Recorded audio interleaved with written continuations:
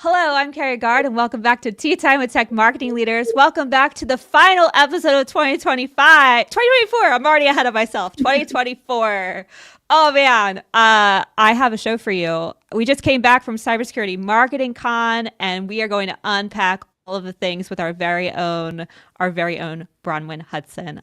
I'm so excited to have her on the show and to be able to explore how it went with her. Before we get there, a little bit about Bronwen, in case you don't know her, but I'm sure you all know her by now.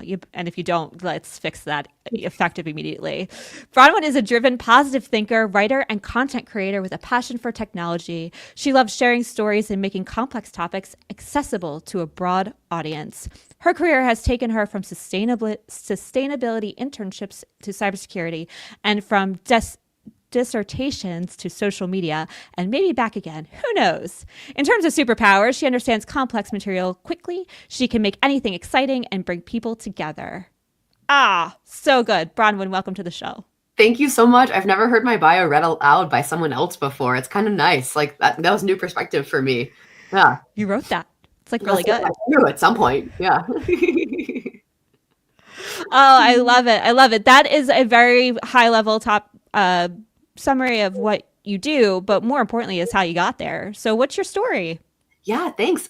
So I have a graduate degree in linguistics, and I think that I usually start my story with that kind of situation because it's an indicator that I'm a big old nerd. You know, if you've made it to grad school and you're like in linguistics, yeah, you like words, you like technical material, you're really into research, you're not afraid of it, that kind of stuff. And then shortly after that, I had moved around a lot as a child and a young adult, and just carried on moving around a lot, and then started doing social media content and management, and also technical writing. So blogs, white papers, that kind of stuff in cybersecurity. And that fits so well with me because my real secret deep dark, it's not really deep dark, it's very light. I love to learn. And so coming up in technical writing was such a blessing because, I would get assigned blog topics that I had no idea what they were really about. I would have the chance to go research a topic and then distill it down for a different audience. So, that was how I sort of came up in cybersecurity, learning about all the tech along the way, and then ended up doing sort of more full-time social media management and content creation. And a lot of the marketing skills that I gained along the way were from other aspects of my life. So when I started roller skating in 2020, I was like, I have to record this process somehow. So I started making videos. So that's where I have all of my like video creation knowledge and stuff. And like the back end of Instagram is that's how I learned, was just like self-taught from passion projects. And I'm really happy in cyber. I feel like it's an awesome field to be in, as I'm sure you would agree. Like, so many smart people, so many interesting, truly cutting edge pieces of technology, a lot of things that make the headlines. So it feels like a very contemporary field to be in. And I'm always learning, which is exactly what I want to be doing. So yeah, happy to be here. Thank you so much for having me on the show. Amazing. Yeah, cyber is always changing, so it's trying to stay ahead. I'm very curious around you talked about researching and how important that is to you, and having done it most of your career, all of your career. How has AI changed the way you research? Has it changed the way you research? Oh my gosh, such an interesting topic. Holy moly. Man, I was just looking at some like meeting notes from a meeting that I was in yesterday, and they were AI generated meeting notes. And I was like, oh my God, these meeting notes are fantastic. Wow. Can't believe it. What great technology. What leaps and bounds. I didn't have to summarize anything. Like, well, amazing. So I want to preface this by saying that like, I also like AI tools, but my majority opinion is kind of in the opposite direction. I think that we have bowled headfirst into a field of the unknown and a lot of the unsighted and unsourced. And I don't know, I have a lot of fears and a lot of reservations about how we're using AI. And especially when it comes to content creation, that's where my opinion really goes off into the deep end. When it comes to research, I think that it's a tough one. I think that if you're feeding resources into an AI of whatever kind, so you know what you've put into it, you can trust more what you get out because you know what you've actually put in. Mm-hmm. With like the mainstream ones, like if you're just asking ChatGPT for 5 stats about the coolest philosophers in the world or something, and then they don't cite their sources, You don't know where that information is coming from. You don't know who's created it. You don't know the types of bias that have been encoded. So I tend not to use a lot of AI tools up front for my research, because I like to trust my own brain as well. Like, being able to use critical thinking when you approach AI is really that's the core of the message, isn't it? Like, just don't disengage, you know? Yes. I love that. I mean, when we were growing up, when we were taught to research, right, and double check our sources and cite Right. them and all of that, I think that comes back into play. We have to go back to those basics and remember, and not, I think there needs to be another layer of it too that we didn't need before, which is trusting the source. Yeah. Yeah, totally. Yeah, no, like, not just knowing what the source is, but then validating that Hmm. source. What actually is that? Who wrote it? When was it written? Being able Yeah. to trace your data back. Definitely. Yeah. It seems like while it saved us time, it may have overcomplicated things a little bit because now we have to do double due diligence to make Definitely, definitely. So yeah, so if, like, for things like meeting notes, I'm like, great, this actually sure. saved me time. This was a task I was going to do anyway, and it made it faster. Super in for that. Super in for that, but not the intellectual compromise that people, I Hmm. think, make sometimes. I don't want to do that. Yeah. I'm sorry, I'm tangenting here, people, but I gotta keep rolling with this AI conversation because we're here now. I will pull us back to center. I pinky swear, but I want to know from a writing standpoint and linguistic standpoint of how you're. I think we both agreed when we were in person. One of the biggest challenges with AI is that nothing's new. So how are you approaching it from a content standpoint with your Yeah. brands of like creating content in a way that's saying something new? Because that Definitely. feels really hard to do right now. I totally hear you. Yeah, and so much to dig in here, right? Like, because when we talk about thought leadership, we talk about influencers, we talk about, like, I think those are kind of all overlapping topics when it comes to AI as well. So my personal opinion, and I saw this on LinkedIn, and I really wish I could credit the person who I had originally seen write it down. I'm so sorry. Please tag yourself if this was you. But I saw this sort of like quip basically that said, if you can't be bothered to write it, why should I be bothered to read it? I did see And that I too. really like that. That really resonates with me. Like, if you're someone who's just creating content so that you get views, so that you get more followers, so that you're participating, part of me as a social media manager, like, I get it. Content is hard, but that's not actually the kind of content that I really care about. The content that I really care about comes from your brain, because you synthesized your thoughts. You took on the information, and you digested it in your own human brain, and you come up with new thoughts. That's thought Yes. leadership. That's original. You know what I mean? Like, that's the whole point, is originality there. And so obviously with a lot of, like, AI models, or generative chat materials that we have, even if they can create new stuff, they're pulling from a body of work in a different way that a human brain is. It's often using patterns, because that's how those AI models are built. That's like, I think, the linguistic understanding, which also might come in. I'm just kind of realizing now. I've been part of projects where I was basically creating the model from the linguistic point of view. So, like, when you have a sentence and you want to be able to build more sentences like it, you have to be able to understand what the parts of speech are, how they fit together, how the grammar of our language actually works, and then have that sort of usually first, like, native speaker kind of intuition about, like, oh, that sounds funny, but then be able to explain why it sounds funny. And so when ChatGPT, like, first came out, and there's so many things on LinkedIn right now about people being like, oh, if you use the rocket, emoji, or if you use an M dash, or if you use the phrase in today's digital landscape, those are all, like, red flags that your content has come from ChatGPT, which isn't necessarily true, but I it love is an the M indicator. dash. I know, me too, 100%, and will use it without observation. But I think the point there is that uh, it is a pattern. It's producing things that are actually often quite recognizable, and because that's how we built the model, that's what we wanted. So overall, not a huge fan, Mm. because I like human thought. That's Yeah. what I like. I want to hear from a person. I think sort of chuckled off to the side when you said the first part because thought leadership, it's so no duh that you would say Exactly. something different. Before I dovetail us off of this into our conversation, I do want to just close out. Oh, Trevor Van Warden, I have to gotta call What that up, wonderful human Trevor? out. Grateful to see you. Um, oh, better late than never, sir. Better late than never. We appreciate you. Before we dovetail into the heart of our conversation today, I do want to know where you are right now in terms of the challenge you're facing. You know, what feels hard and in your way that, you wish you had, could just pick up and like move over here. Wow, that is such a good question. Apart from like whatever chest infection I have going on right now, that like if I could just move that to like never, that would be wonderful.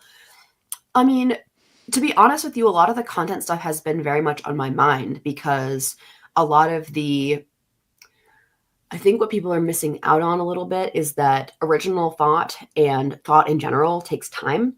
And we're definitely in a time of our lives where rapidity is valued and being the first is really valued. And I don't know, I would love to reprioritize that, right? I would love to be able to say, like, no, I would so much rather you spend like 6 hours writing a blog with your own brain involved and really saying something that matters to you and something that's important than spending 30 seconds putting in a prompt into ChatGPT and posting it on LinkedIn. No shade. I'm not saying that because of anyone's content. That's a personal kind of approach as well. Like, I wish I had more time to prioritize with, yeah, thought leadership. Like this actually feels like an awesome opportunity because we're two humans talking to each other. In some ways, maybe this is thought leadership. You know what I mean? Absolutely. Oh, it totally is. It's why I love doing it because I think it's like one of the only places where you can, and I think when I look back on Cybersecurity Marketing Con, I feel like the panels were probably my favorites Yeah, because they felt the most actionable because you could dig deeper and ask questions and go on a journey versus having a presentation delivered to you. sure. And while people did a really good job allowing for questions at the end to Yeah, make it more actionable, it still felt a little too high level. And so yeah, I think it is these conversations that are going to be the thought leadership of the future that help us be able to say things that we we don't hear as often as we probably should because yeah, people want the clickbait at the end of the yeah. day, Right. unfortunately. Yeah. Yeah, it does feel unfortunate that feels like the unfortunate reality. But I also know, like, honestly, especially in the cyber marketing society group, we have a lot of people who don't feel that way. We have a lot of people who really, really care and who want to be creating stuff that's valuable and creative and funny and inclusive. Like, we have a lot of good people in this industry and in this sort of like True. sub industry, this niche that we're in.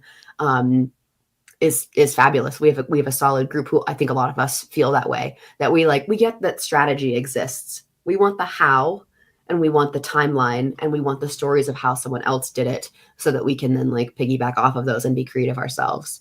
Yeah, totally agree. You have to be strategic in having sort of an overarching vision and mission of like what you want to accomplish, but like where I'm starting to steer towards and away from is having a plan and more of a list Ooh, of what do we need to get done and who's going yeah, to do it, and let's just get after it, because I do think we sometimes sit too long in the strategy and then nothing happens and then we've yeah, lost time to iterate. So I agree that we should have a vision of where we want to go, yeah, but the how, like we are, I feel like the how is getting so lost these days. I feel like everybody on LinkedIn is spouting the strategy of it all, but nobody's talking to everything we're saying. How do you get there? So let's talk about yeah.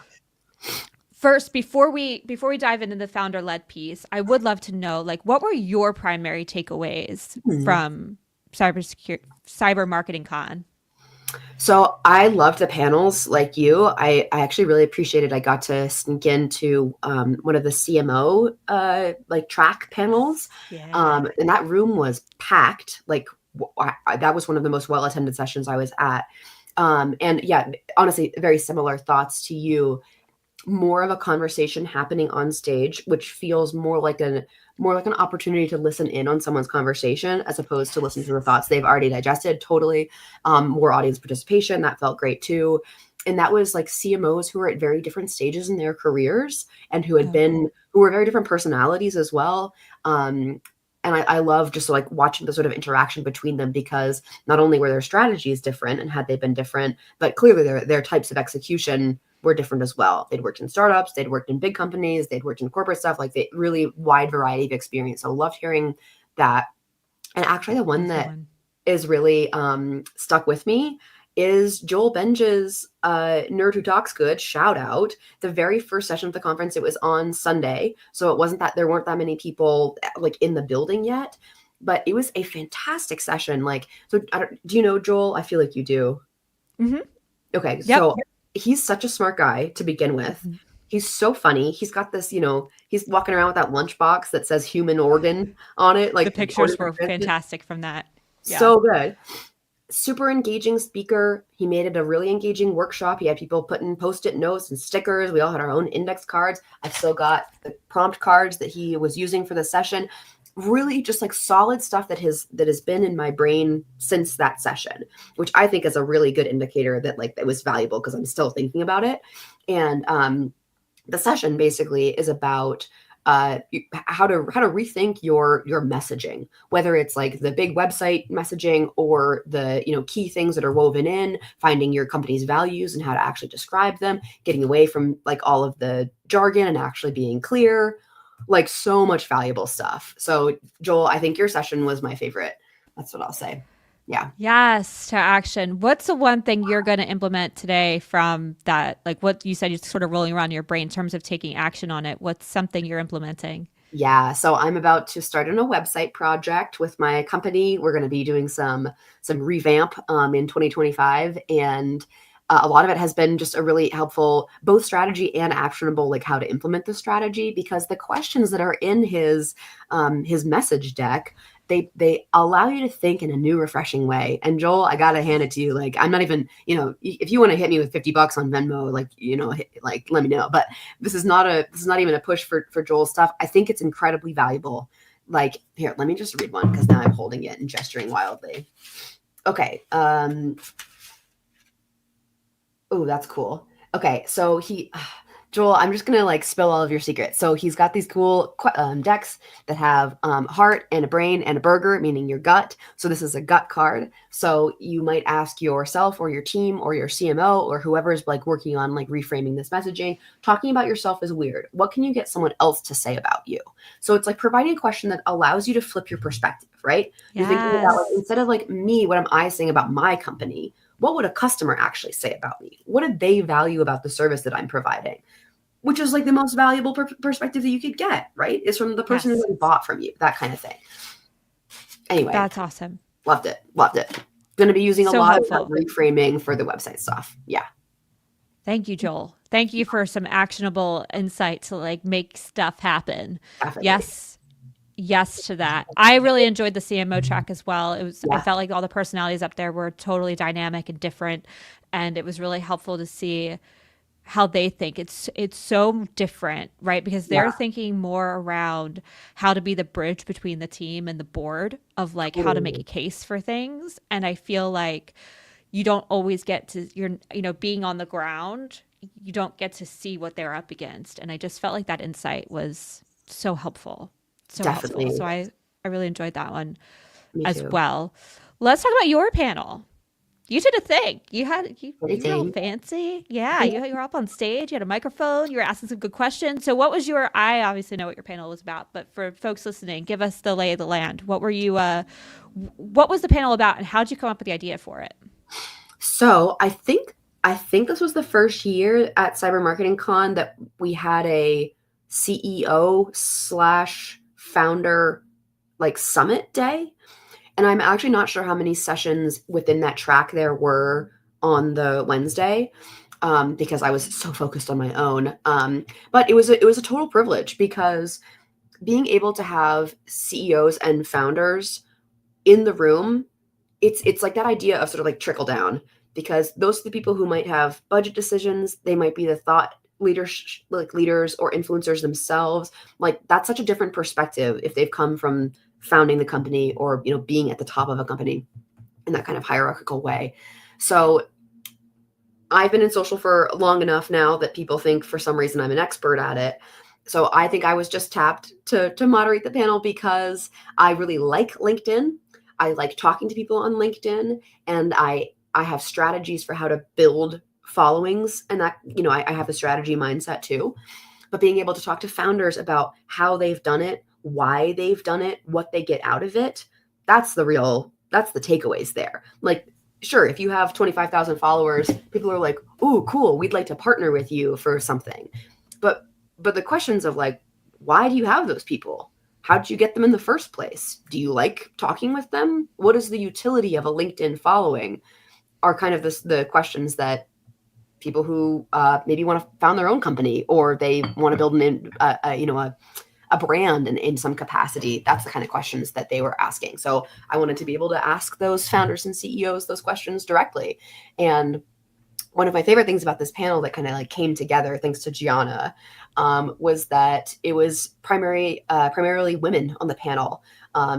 It was Olivia Rose, who's the founder of the Rose CISO group, Grace Chi, who is the COO and founder at Pulse Dive Cyber, which is like a threat intel feed. Super cool. I can definitely link to these people as well. Yeah, Elijah. let's do that for sure. Yeah, okay, cool. Jules Okafor, who she didn't end up making it to the panel, which is a huge bummer, but she's a lawyer and is the founder of Revolution Cyber. And then also my boss, Aaron Pritz, who is the CEO and founder of Reveal Risk, which is the company that I'm currently with. And I loved that my boss was the token man on the panel. It was really refreshing to have a panel of like women founders. That's so awesome. In cyber. Yeah. Badass. Yeah. Totally. Really cool. It was like, I didn't even realize that until I stepped into the room and saw it. And I was just like, yes. And there was one woman, I don't know which woman it was. She was on the end closest to you. She had so much sass. I just totally enjoyed it.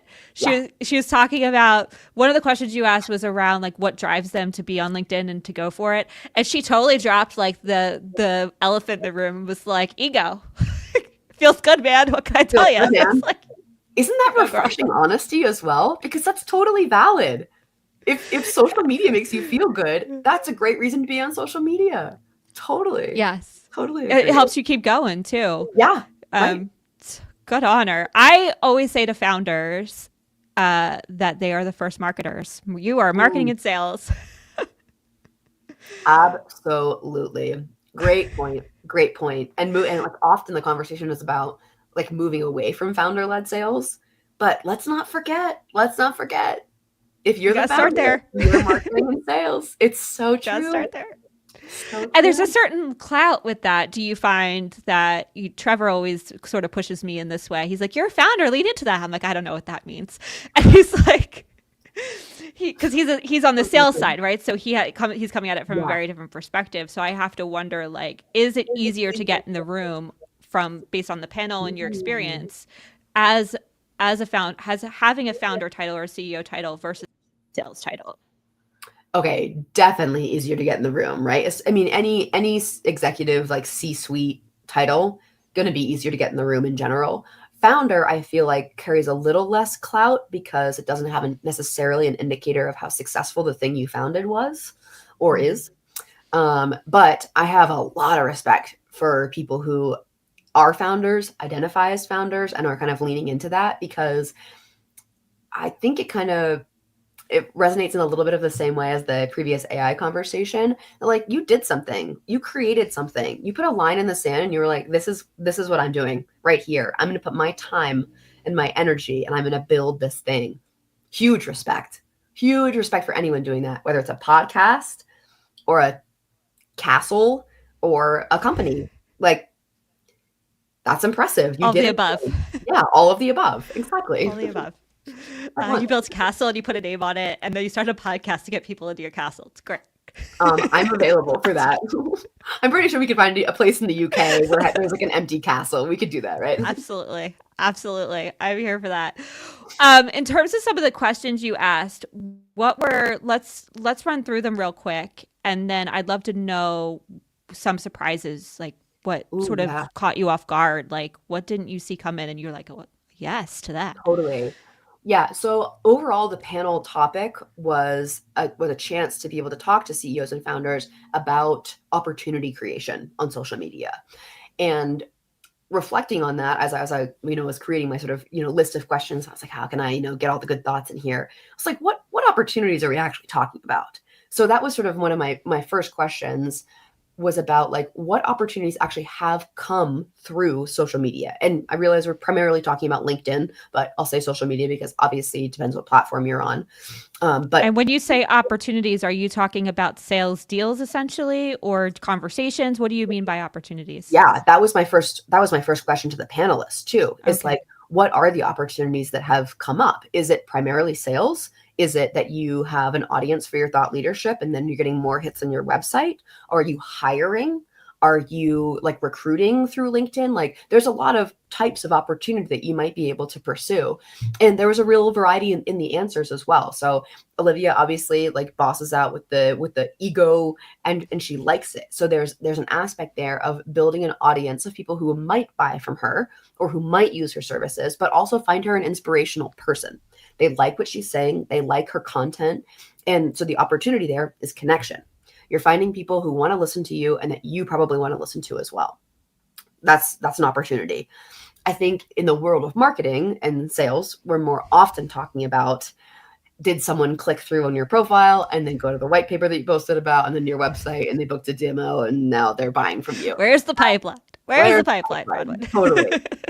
Which is it absolutely exists, right? When we talk about all the things of like, the funnel and multi-touch attribution, social is a huge part of that. And sometimes it's hard to identify because the number of times that someone has like, you know, stalked your LinkedIn or like looked back at that article that you wrote, or like, I don't know, there's so many things that you can do on LinkedIn to find out information about people and their product or the service or whatever it is.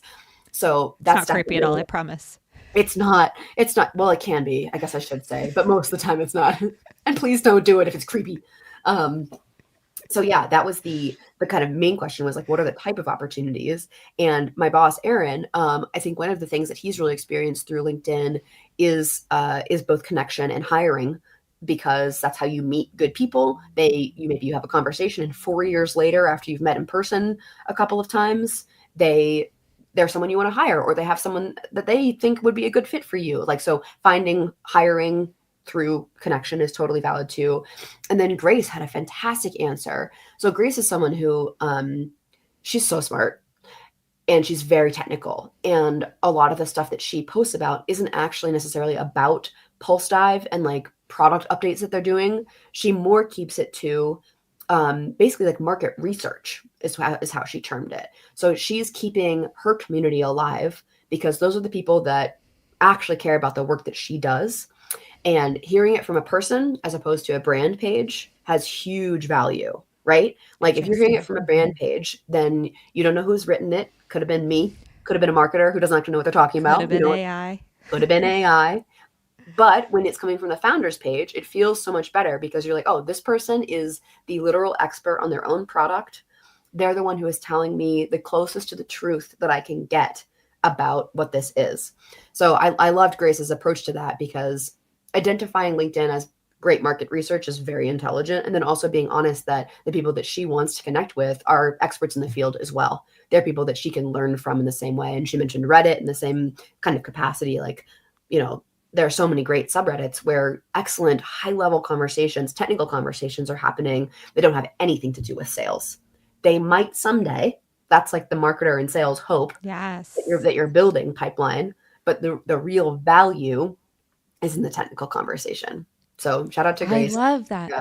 Hmm. Yes. And actually, I mean, I think that that's really what I use LinkedIn for, right? And even the podcast, right? It's not, I, I love building relationships and the connection is wonderful. And it keeps my ear to the ground. I feel like I'm ahead in terms of like Yeah. what's coming down the pike from a marketing perspective because I'm hearing and starting to put the pieces together around what people are talking about and what's important to them. So, yes to that. I think it's important.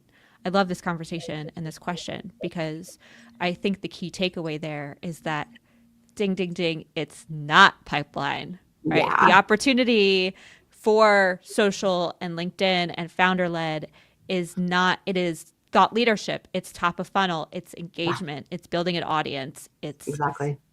it's not initial attributed pipeline. Because like, of And course it's not, right? Yeah. no, but it's so hard to make a case for it. I feel like people are really struggling Mhm. with like how are you going to convince your founder, right, who is a Yeah. very busy person outside of marketing and sales to do this thing when they can't see the revenue attributed to it. That's why I thought it was so interesting and awesome for Rose to just be like, it's ego. I love it. I love being out there. I love making connections. I love that people are recognizing me. And Yeah. that's what for her, like you need that individualized incentive to keep Yeah. going because it's not sales and pipeline. Totally. Man, that is such a you're so right. And like one of the main conversations I felt was happening kind of like under the radar at Cyber Marketing Con, but that we all know it's like an obvious reality is people don't like being sold to. Like that is it's a truth. No one likes being sold to, especially when someone's cold calling you Mm-hmm. and kind of, getting in there. And so when you do the opposite, you say something like, I'm not trying to sell you on this. I need help. Or I'm not trying to sell you on this. Here's what I found out. This is like cutting edge threat research that I'm sharing immediately. It gives you fodder and it's definitely a credibility push. Let's be real as Mm-hmm. well. And it's also an indicator that you're not just trying to make money. You're trying to help people in the industry. You're trying to build connections. You're trying to do all that other good stuff that I feel like that it's like a particularly salient thing in cyber too, because people are nerdy, people are smart, they can see through that stuff Mm-hmm. so quickly.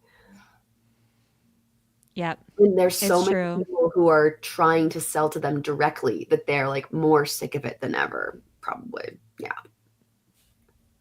Yes. So Trevor saying it, the word sell in any sentence is an Yeah. automatic reject. Yeah. Yep. Yeah, we've burned that bridge. We've burned that bridge. And I think coming up, everybody keeps saying you have to bring value and you have to be helpful. And I feel like we're like, but what does that mean? Because I don't think it's white papers, probably. But you tell me. Not. Yeah. I mean, well, oh man. Ooh, I think I have a mixed opinion on that because I feel like a white Oh, paper can be really good sometimes. if if it's done well, right? It's And do done you gate well. it? Also a great question. Also a great question. I feel like that's a double-edged sword. Um, yeah, wow. So for social, the value creation is always a more than a two-way street because when you have any size of audience, when you speak to your audience, you're hopefully providing different types of value to different people. But more often than not, you're speaking directly to an ICP. I don't really like saying that, but more like that if you're speaking in a technical language, let's like take Grace for example, the types of conversations that she can have are with a group of people who already know what she's talking about or who are interested in knowing more about what she's talking about. But if you provide thought leadership that's more about like sales and marketing or like business led growth, stuff like that, you're talking to a slightly different audience, right? And being aware of that is absolutely going to be a factor in what your opportunity creation is and looks like. You have different goals there. Um, but also, I think I'm getting stuck on the idea of like value creation because I'm like, sorry, what's the opposite of that? It's just blather. It's empty nonsense. So like, Mm-hmm. I, Yeah.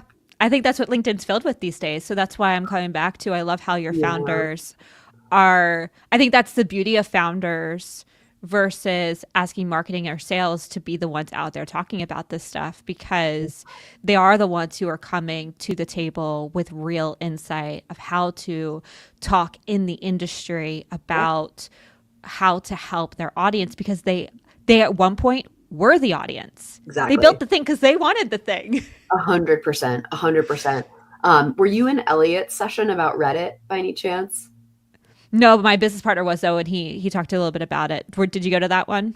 I was only in it for like 5 minutes because I had something that overlapped, but I was chatting with him a little bit. And I think one of his LinkedIn posts, Elijah, maybe we can find that one too. He basically was like, the main takeaway is like, stop talking and listen, like shut up and listen. And I think that's a really good advice for a ton of people. Like, at least do that Yes. first. Yeah. If you don't have anything intentional and deep and thoughtful to say, I feel like we got it. There's so many times I've written a post and then deleted it. Oh, yeah. I probably have deleted more posts than I've actually written because I was like, this doesn't add 100%. any value to any of this. Okay, but I will out myself and say, okay, first of all, same. I definitely delete a lot of drafts. And I think that is a very smart thing to do in general. Like, not every thought needs to make it to the internet. That's good advice for anyone on the internet. But also, I have to out myself and say, man, I post a lot of blather. Man, I'm like here for the lulz as well.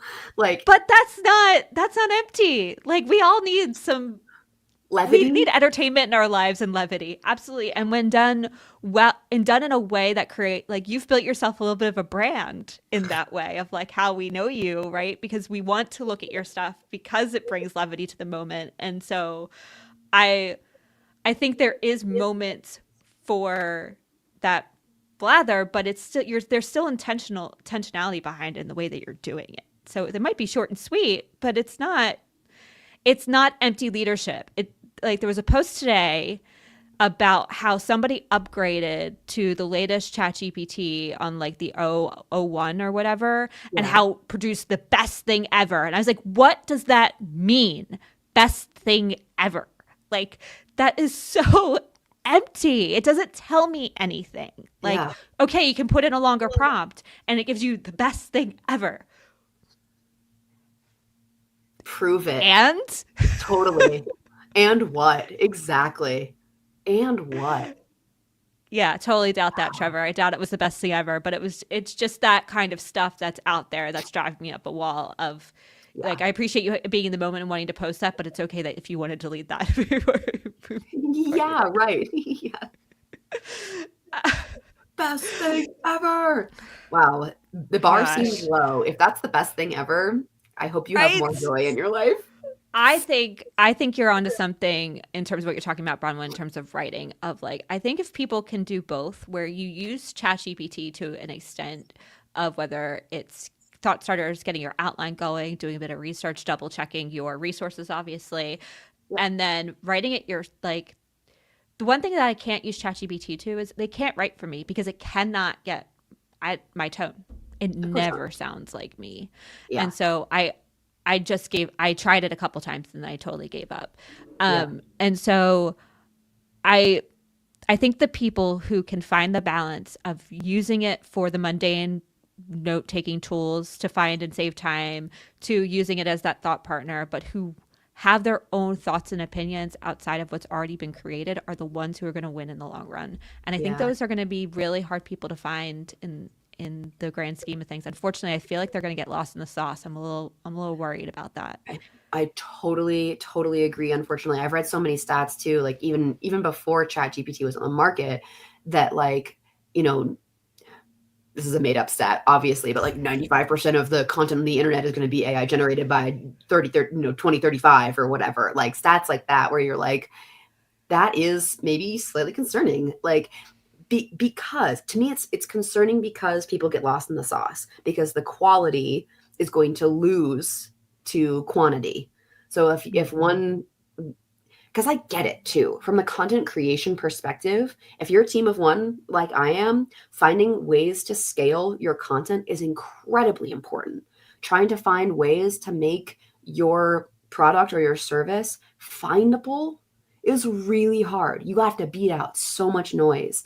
And the belief that you can do so by creating quality, original thought leadership, I have it in my heart, but I would definitely take the pushback if someone was like, that's a pipe dream. You're going to get lost. You're going to get just beat out by the noise. Like I agree in some ways. We have to have a dual strategy of like SEO and maybe AI content creation and making it easy and scalable for a team of one. And also still relying on our founders, our technical leaders to be able to produce the material as well. Yeah, maybe it's a Yeah. two-pronged approach. As per usual, it's not either, it's both. Yeah. Yes, and let's Yes. go back to the founders. I love what you're talking about in terms of the content they need to create. Are they just posting? What is the content they're creating and how are they breaking through the noise?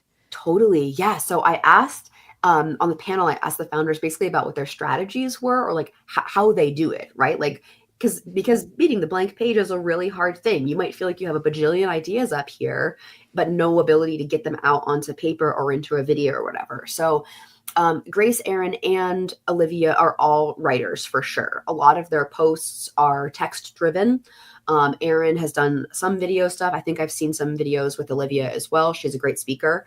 And Grace is a fantastic, incredibly well spoken person as well. But on the reg, a lot of their posts are text based. So I'll speak to Erin because I think it's really funny the way he does it. For some reason, one of the like most reliable times I will get him to write things down from his brain is when he's on an airplane. It's like something that he has where it's like all the other weird distractions are gone and he'll just go. He'll just punch out thousands of words. Amazing. And then I'm like, great, you basically just wrote me a white paper. Like, and then I can run with that. Yeah, exactly. Do the editing. We can chop it into posts. We can repackage it for a bajillion different things. And then I feel like I have a direct line into his brain. I've been able to access the information because he's done a big thought dump. And then I, as the marketing lead, as the content creator, can kind of like run with that. Do you give him a prompt or anything? Like, how does he sort of get started? He's on an airplane, or does he just go? Like, is So there a connection between like what the market needs and where his thought process is, or does he just know that and he can just knock it out? great question. So when I first started, he told me that was like a habit of his, and I was like, awesome, love that for you. And now we have so much more of a rapport and like an ability for me to ask and to give him prompts. So yeah, actually just this past for Cyber Marketing Con, he was like, hey, what do you want me to write about on my flight? And I was like, we need some GRC material. Here's like 2 questions you can answer. And sure enough, I now have a document with like 3,000 words of GRC material. It was so great. So 3,000 yeah, I think, words. yeah. And like establishing, this is maybe unsolicited advice for other marketers who have the opportunity to work with a CEO or the opportunity to work with someone whose brain they want to access. I think there's a couple ways to do that. Prompts are great, like pinning them down and being like, here, answer these questions for me. Great start. That's for writing, but it's also excellent for video.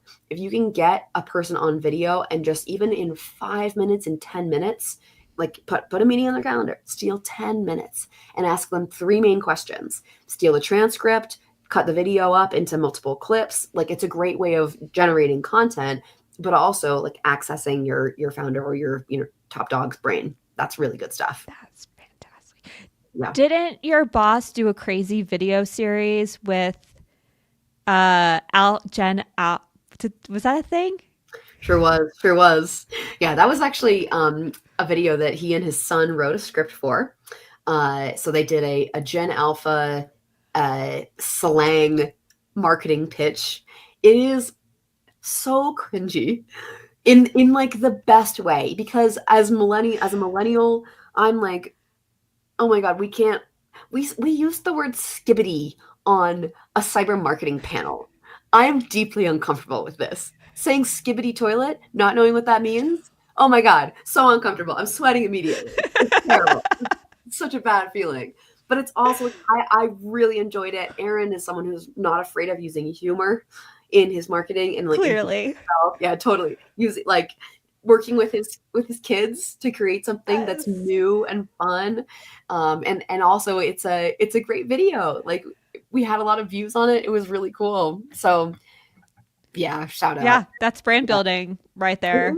That is. It is. is. Yeah. What's the balance between brand building? I find this really difficult for myself of like how much do I want to build in relation to me versus the brand itself. I think that's a struggle with founders of Yeah. if I become the thing and people don't actually associate me with the company, then am I losing out there or is it all good? It's all gravy. It all works together. That's a excellent question. I think overall it's probably all gravy, but the one thing that I feel is maybe like better than that or like a better strategy too is to talk about your people because a lot of companies like once you are thinking about the founder it's like oh that's a single person or maybe like 2 people or 3 people who have co-founded a thing and then there's like the product or the service the company in relation to those but the company isn't just this abstract thing that's doing its own Yes. It's not just functioning by itself. Yeah, we have employees who are doing the work, who are creating the product, who are working on it, who are producing material as well, working with clients, liaising with the community. Those are your thought Mhm. leaders as well. Your employees Yes. are the people who actually like who bring it to life. You know, you can have a founder who's just like, waving a flag in the sand and being like, come get my thing, I created it. But the people who are actually implementing it, using it, selling it, whatever it might be, those are your that's your like internal That's the community, bridge. and that's the bridge. That's the Totally. bridge. Yep. Oh, such a good reminder. Such a good reminder. My team is definitely the heart of who we are and what we do, 100%. Hmm. I mean, people stay with us for years because we've just built such a wonderful community, and such a good reminder of like why we're here. It is my driver. My people are my driver for A sure. hundred So percent. yes to that. Yeah. Ah, uh, final takeaway. Hit me. What was like the one Ooh, thing from the panel where you were like, if I'm walking away with nothing, I'm walking away with this? dang. One big one, huh? Or underlying or something that hit you? I think that okay, it's gonna sound a little trite in the beginning, but bear with me because when founders go about building an audience, oh, I like that, Joel, a lot. P2P, Yeah, so people, good. really good. Um, when founders go about creating an audience, so like not for their brand, just for themselves, that's community creation, in my opinion. Wherever you're building it, it's finding people who care about the same thing that you do, who value the way that you're saying it, and who are going to who value the product or service that you're providing. And being able to bring your personality to that is the value of founder-led growth, right? It's like you can bring your personal brand. You can do things like be ego-driven or create Gen Alpha funny marketing videos. You can do those things. You don't have to feel, you know, confined Corporate. by brand and by corporate, parameters that may or not really be there. But when it's just you and it's your brand, then you can stand up for yourself in various ways, which is I think just another way of saying what Joel just mentioned in the comments. It's people to people. That is the connection that will always be the opportunity, whether you're looking for new friends or you're looking for people who are going to spend $1 million on your service. It's people to people. That's who's signing a check. That's who's sending you a Christmas letter. It's literally people. And so the way to do that is to be yourself on social media. Yes. Oh my Yeah. gosh. Yes. I love that. So I agree. I had somebody on my show earlier this year who said something very similar. Simon Chu, who I love, he was Mm, spot on ages ago. And I think the founder led growth motion is the founder led motion of it all is definitely that aspect. Last question for you, even though I kind of want to end there, but I have a follow up and I can't help myself. How do you transition out of this? So, like, it can't be founder led forever, true. or can it? So yeah, or can it? Yeah, I think that founder founder social media profiles will always be valuable. And the founders that I had a chance to talk to on that panel have big audiences already. They've all got over 20,000 followers or something. And as a marketer, when you see those kind of numbers, you're like, ooh, value. I have the audience already. That's a captive group of people that will see these posts when I put them out. Super valuable. But I will say that what I've noticed about brand pages is people are not listening to brand pages nearly as much anymore. The ones that have really stood out are the ones that have managed to jump on the humor or like unhinged train or doing crazy stuff, like everything from like Duolingo to Wendy's, like crazy stuff on TikTok. There's a lot of brand pages that have a lot of craziness and that maybe are promoting that product, but they're not doing it's not nearly the same as the stuff that you would see in cyber. It's not related in the same way. So the brand page, I think, serves as the place where people can go to get value that is like a white paper because they know that this is the kind of stuff that a lot of time has been spent on it, creating something that is of value to practitioners. That's what we're going for there on that one. But with founders, the opportunities that are related to people, whether it's like direct sales, or hiring, those are still going to be people to people. So it's like, yes, that will have value forever. Maybe not in the way that you actually have like a direct, that bottom part of the pipeline of the funnel. But there's like the whole funnel is valuable. Every part of the funnel is valuable. Bother to create stuff for every part of the funnel, you know? Yeah. That's my takeaway. I love it. I could keep going. I could be here all day with you. I have so many more thoughts and questions, and maybe we just have to have a follow-up show. That's great. We scratch the surface. Yeah, absolutely. You keep bringing up the funnel, and I want to like dive in, and we can't. We don't have enough time. That would be a whole show in and of itself. It's going to be great. Something to look forward to for all of us. Before we go, Bronwen, where can people find you? They want to learn more about your company. They want to learn more about you. Where are you at? Hell yeah. So definitely find me on LinkedIn, Bronwen Hudson, especially if you are a woman or a queer person in cyber and you want some tips on entering the field, succeeding in the field, please slide into my DMs. I'm always available to help people get into here. I have resources for you. I can tell you my story. I can direct you to how to be a freelancer. I've done that too. So please connect with me. And then I'm working for Reveal Risk. We are a cybersecurity boutique cybersecurity consultancy and services company. We do everything from third-party risk management to maturity assessments. Please check it out. I'm so well aligned with all of the service offerings at Reveal Risk. I really believe in what we're doing, and my team is incredible. It has been so easy to talk about Reveal Risk in this kind of setting, and I don't feel like I'm hawking a product because my team is incredibly talented and smart people. So if you need those services, please come check us out. Thanks. So good. So good.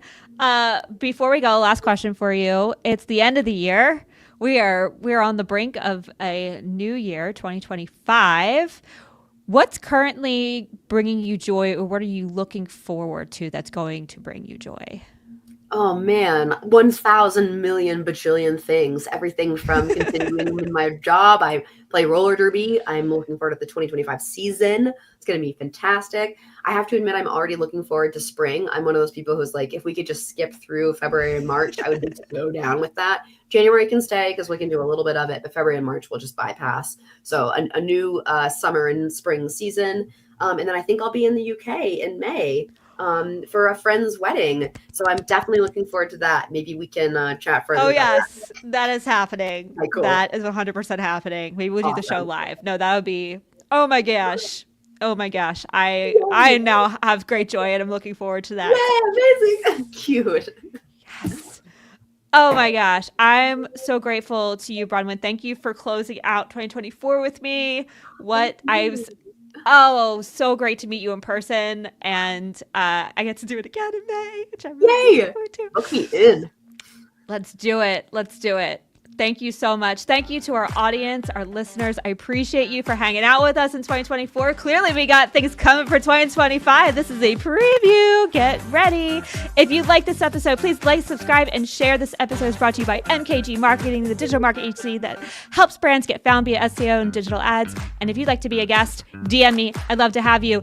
And music mix and mastering done by my tea time sidekick, Elijah Drown. Thank you all so much. See you next year.